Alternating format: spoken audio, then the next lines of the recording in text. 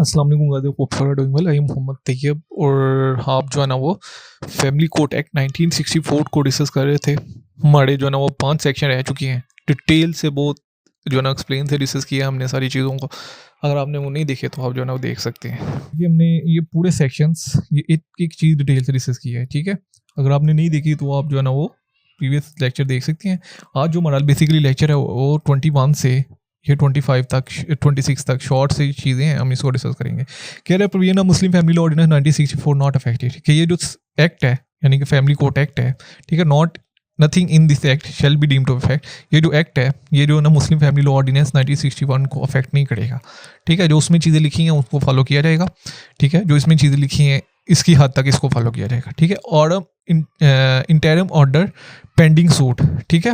अब interim order pending suit में जो ना इंटरिम ऑर्डर जो ना वो दे सकते हैं फैमिली कोर्ट में पास an interim order to preserve and protect any property to the dispute in a suit, ठीक है। कि जो फैमिली कोर्ट है ना प्रॉपर्टी के रिलेटेड जो ना इंटरिम ऑर्डर पास कर सकती है। फॉर एग्जांपल जी हस्बैंड वाइफ ने जो है ना वो ये क्लेम किया है कि जी मेरा हस्बैंड जो है ना मुझे जो है ना वो टॉर्चर करता है, इस वजह से मैं उससे जो है ना वो मैरिज डिसॉल्व करवाना चाह रही हूँ, ठीक है। तो इस केस में क्या होगा कि वाइफ जो है ना वो इंटाइटल है कि उसको हक मेहर मिलेगा, ठीक है। अब हक मेहर में हस्बैंड ने एक प्रॉपर्टी भी लिखवाई है, ठीक है। तो फिर प्रॉपर्टी अब हस्बैंड को जो पता चलता है कि जी हक मेहर भी ये लेके जा रही है, सारे पैसे भी लेके जा रही है, तो हस्बैंड फिर अगर प्रॉपर्टी को बेचने की कोशिश करता है तो कोर्ट जो है ना एक इंटरिम ऑर्डर पास कर सकती है, उस पर स्टे लगा सकती है कि जी प्रॉपर्टी ना तो कोई बेचेगा ना इसको कोई बाई करेगा, ठीक है, ना को सेल करेगा ना बाई करेगा, ठीक है। तो any other property of the so कोई और प्रॉपर्टी भी है तो उसके ऊपर भी जो है ना वो इंटरिम ऑर्डर जो है ना वो कोर्ट कर सकती है,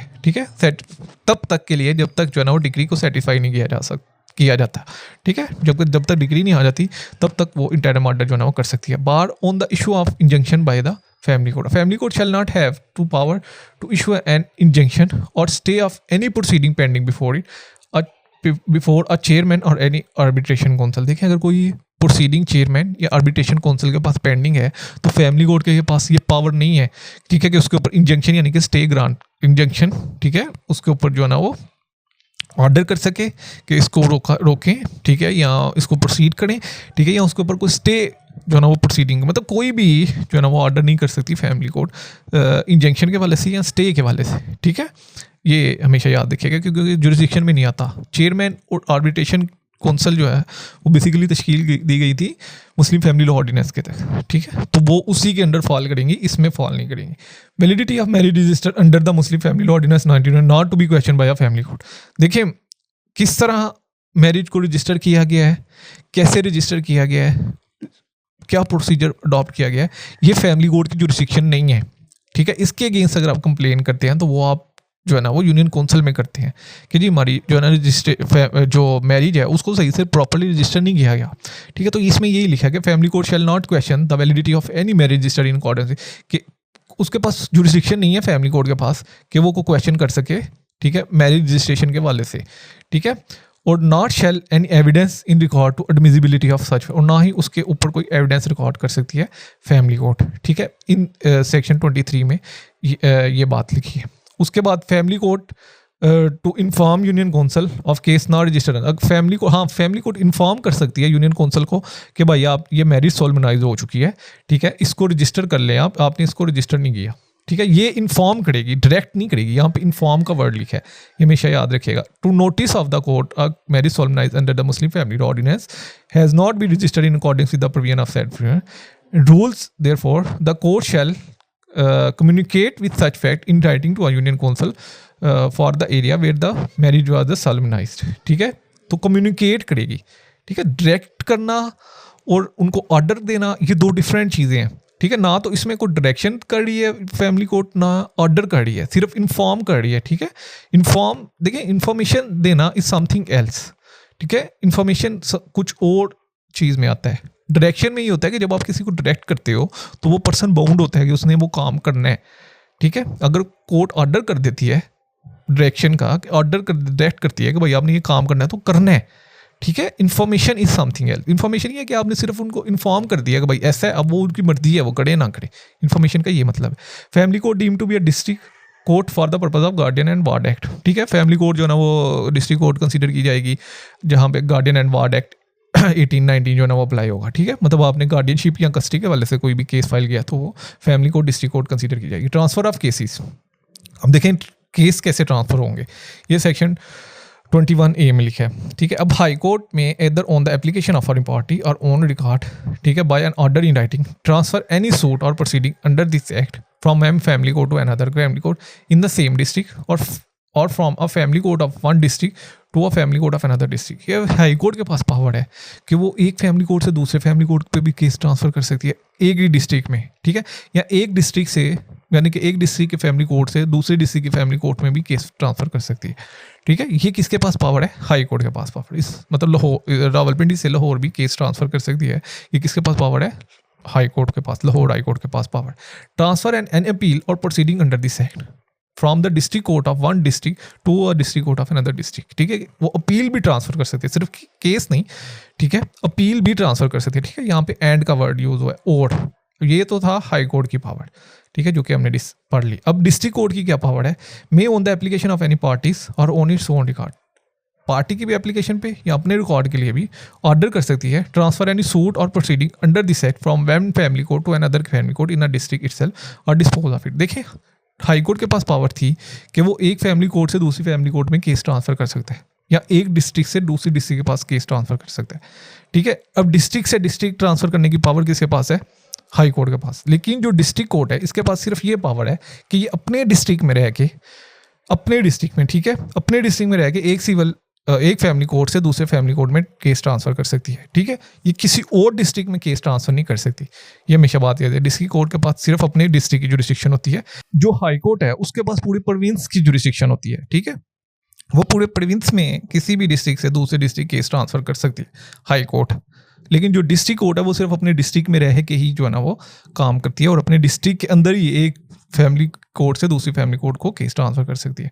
मेरा फैमिली कोर्ट रिमेन वेकेंट, अगर तो को फैमिली कोर्ट रिमेन वेकेंट है, ठीक है। फैमिली कोर्ट से मुराद ये कि अगर कोई जज छुट्टी पे है, ठीक है, और presiding officer remain on a leave, या प्रिजाइडिंग ऑफिसर जो है ना वो लीव पे है, ठीक है, और एब्सेंट है, या वो एब्सेंट है एक्सेप्ट ड्यू टू वेकेशन। एक तो होती है वेकेशन, देखें अगस्त में जो ना छुट्टियाँ आती हैं कोर्ट्स की, ठीक है, अगस्त का पूरा मंथ जो है ना वो कोर्ट क्लोज रहती है, ठीक है। उससे हट के अगर कोई फैमिली जज जो है वो 30 दिन से अबव की छुट्टी पे है, ठीक है, 30 दिन के बाद की छुट्टी में से बना दे ट्रेनिंग पे है, ठीक है, या कोई शादी का फंक्शन है या फोत की वगैरह हो जाती हैं, ठीक है, तो वो लीव लेके चले जाते हैं, ठीक है। तो फिर क्या होता है कि डिस्ट्रिक्ट कोर्ट में either on the application of a party और its own record by a return transfer any suit और proceeding from a family court में, तो फिर डिस्ट्रिक्ट कोर्ट जो है ना वो एप्लीकेशन ऑफ पार्टी की एप्लीकेशन पे या ऑन रिकॉर्ड पे जो है ना वो family court to another family court जो है ना वो केस ट्रांसफर कर सकती है या इटसेल्फ डिस्पोज ऑफ कर सकती है, ठीक है। इटसेल्फ का मसला भी on the application of any of parties and after notice to a parties. देखिए अगर वो एप्लीकेशन दी जाती है पार्टी की तरफ से तो हमेशा याद रखिएगा कि दूसरी पार्टी को भी नोटिस दिया जाता है, यानी कि उनको सुने बगैर कुछ नहीं होगा, और डी अल्टम पार्टम no one should be condemned unheard, ठीक है। तो ये हमेशा प्रिंसिपल फॉलो किया जाता है। आफ्टर हियरिंग, दोनों को सुनने के बाद, ठीक है, डिसाइड टू बी हर्ड और in own motion without such notice the supreme court में at any stage transfer any suit, ठीक है। सुप्रीम कोर्ट भाई कहीं पे भी कुछ भी कर सकती है, supreme court is apex court, उसके पास सारी पावर्स हैं, सूट की, अपील की, any proceeding pending before a court in a province to another province, ठीक है, कंपिटेंट टू ट्राई। बस ये है कि कंपिटेंट होनी चाहिए कोर्ट ट्राई करने के लिए। सुप्रीम कोर्ट जो है ना वो उसके पास बहुत पावर है कि वो एक प्रोविंस से दूसरे प्रोविंस भी ट्रांसफर कर सकती है केस, ठीक है। अब ये प्रोविंस से प्रोविंस ट्रांसफर करने की पावर किसके पास है? सुप्रीम कोर्ट के पास, ठीक है। डिस्ट्रिक्ट टू डिस्ट्रिक्ट ट्रांसफर करने की पावर किसके पास है? हाई कोर्ट के पास, ठीक है। और एक डिस्ट्रिक्ट के अंदर है कि वन फैमिली कोर्ट से दूसरे फैमिली कोर्ट के पास ट्रांसफर करने की पावर किसके पास है? डिस्ट्रिक्ट कोर्ट के पास, ठीक है। एनी कोर्ट टू विच देखिए सुप्रीम कोर्ट के पास पावर है कि वो एक डिस्ट्रिक्ट में रह के एक जो है ना वो फैमिली कोर्ट से दूसरे फैमिली कोर्ट में भी ट्रांसफर कर सकती है, एक प्रोविंस में रह के एक डिस्ट्रिक्ट से दूसरे, क्योंकि supreme court is apex court, ठीक है। हाई कोर्ट में जो पावर है वो ये है कि वो एक प्रोविंस के अंदर है कि अपनी सारी जुरिस्डिक्शन जो है एक्सरसाइज कर सकती है, ठीक है। ये हमेशा बात याद है। A court which suit and appeal transfer, जिस कोर्ट के पास सूट और अपील ट्रांसफर होगा, शर्त ये है कि वो कोर्ट जो है ना वो कंपिटेंट हो, उसके पास जुरिस्डिक्शन हो, ठीक है। अब ये नहीं है, देखें अब ऐसा नहीं कर सकती सुप्रीम कोर्ट या हाई कोर्ट कि उसने अपील ट्रांसफ़र की है लेकिन वो अपील जो है वो डिस्ट्रिक्ट कोर्ट की अपील बनती है और वो पकड़ के जो है ना वो फैमिली कोर्ट में उसी अपील को सुनवाना शुरू कर दें, ऐसा नहीं होगा, ठीक है, जिसकी जुरिस्डिक्शन बनती है उसकी ही प्रॉपरली जुरिस्डिक्शन बनेगी। बाकी ये है कि अगर किसी पर्सन को केस ट्रांसफ़र होता है, फॉर एग्जांपल केस ट्रांसफ़र होके एक जज से ए जज है, ट्रांसफ़र होकर बी के पास चला गया, ठीक है। अब बी को फैक्ट्स वगैरह कुछ आइडिया नहीं है, उसने फाइल पढ़नी है, ऑर्डर्स पढ़ने हैं तो उसको पता चलना है। अब वो उस पर डिपेंड करता है, ठीक है, that a transfer of suit, जिसके पास सूट ट्रांसफ़र हो चुका है, it shall not be necessary to commence a proceeding before such succeeding जज टू डिनोवो अनलेस द जज for a reason in record direct otherwise, ठीक है। कि ये ज़रूरी नहीं है, डिनोवो का मतलब होता है कि ये ज़रूरी नहीं है कि वो दोबारा से नया ट्रायल शुरू करते, ठीक है, वो उसी केस को आगे से लेकर चलेगा। फॉर एग्जांपल कि मेरे से केस ट्रांसफ़र होके किसी दूसरे डिस्ट्रिक्ट में चला जाता है, ठीक है, पिंडी से लाहौर चला जाता है, ठीक है। अब लाहौर वाले जिस जज साहब के पास गया है केस, ठीक है, उनके पास पावर है कि वो उसके ऊपर नया ट्रायल भी शुरू कर सकते हैं, लेकिन वो लिखेंगे कि भाई ये रीज़न है जिसकी वजह से मैं नया ट्रायल शुरू कर रहा हूँ, ठीक है। इसमें कुछ कुछ फैक्ट्स ऐसे हैं, ठीक है, जो कि गलत है या मिसलीड किया गया या को कुछ भी वो एक्सप्लेनेशन देंगे, ठीक है। अदरवाइज ये होता है कि अगर मेरे से फॉर एग्जाम्पल पिंडी से केस ट्रांसफ़र होकर लाहौर गया है, तो फिर लाहौर उधर से ही केस शुरू करेगी जहाँ से वो केस ट्रांसफ़र होकर आया है। फॉर एग्जांपल प्लेंटिफ के एविडेंस हो गए हैं, डिफेंडेंट के एविडेंस जो है ना वो रहते हैं, तो लाहौर की कोर्ट जो है ना डिफेंडेंट के एविडेंस से ही केस शुरू करेगी, न्यू से ट्रायल शुरू नहीं करेगी, ठीक है।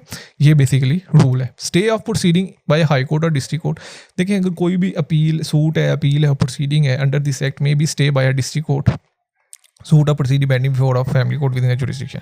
डिस्ट्रिक्ट कोर्ट सिर्फ उन प्रोसीडिंग को स्टे कर सकती है, ठीक है, जो कि फैमिली कोर्ट में चल रहे हैं उसकी अपनी जुरिस्डिक्शन में, ठीक है। हाई कोर्ट जो है वो उस सूट या अपील या प्रोसीडिंग को स्टे कर सकती है जो कि उसकी प्रोविंस में है, ठीक है। अब लाहौर हाई कोर्ट जो है वो KPK की डिस्ट्रिक्ट कोर्ट या फैमिली कोर्ट की प्रोसीडिंग को स्टे नहीं कर सकती, ठीक है, वो एप्लीकेशन लिखेगी।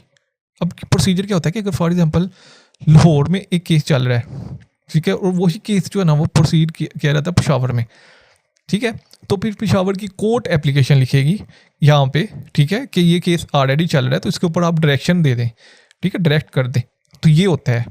अदरवाइज वो कोर्ट जो है ना वो उसको स्टे नहीं कर सकती। हाँ, लाहौर में अगर कोई केस चल रहा है, ठीक है, और वही केस पिंडी में भी चल रहा है, तो लाहौर हाई कोर्ट उस पे ऊपर जो है ना वो डायरेक्ट कर सकती है कि भाई इसको स्टे करें, और उसी टाइम वो स्टे हो जाएगा, ठीक है। Provided that the stay application shall be finally decided by district court and high court with in 30 days, जो भी स्टे एप्लीकेशन होगी उसको 30 दिन के अंदर जो है ना डिसाइड किया जाएगा। Power to make rule, government है पावर टू मेक रूल, ठीक है, जो गवर्नमेंट है वो रूल जो है ना वो बना सकती है, ऑफिशियल गजट में वो पब्लिश करेगी, ठीक है, और वो without prejudice to generality of provision in, देखिए कोई भी ऐसे, इसमें सिंपल ये लिखा है कि कोई भी ऐसे रूल्स नहीं बनाएगी, shall not be inconsistent with the provision of act followed by the family court, कि कोई भी गवर्नमेंट जो है ना वो ऐसे रूल नहीं बनाएगी जो कि इस एक्ट की प्रोविजंस के अगेंस्ट है, ठीक है। तो ये हमारा फैमिली कोर्ट एक्ट था जिसको हमने डिटेल से डिस्कस किया। ये चीज़ें ऑलरेडी हम डिस्कस कर चुके हैं पहले लेक्चर्स में, पार्ट 2 और ये शेड्यूल वगैरह ईच एंड एवरीथिंग। अब इधर इसको हम डिस्कस नहीं करेंगे, ठीक है। कोई भी क्वेश्चन हो कमेंट से पूछ सकते हैं। फैमिली कोर्ट एक्ट आज हमारा खत्म हो चुका है। मिलते हैं किसी नए एक्ट के साथ, तब तक के लिए दुआ में याद रखिएगा। अल्लाह हाफिज़।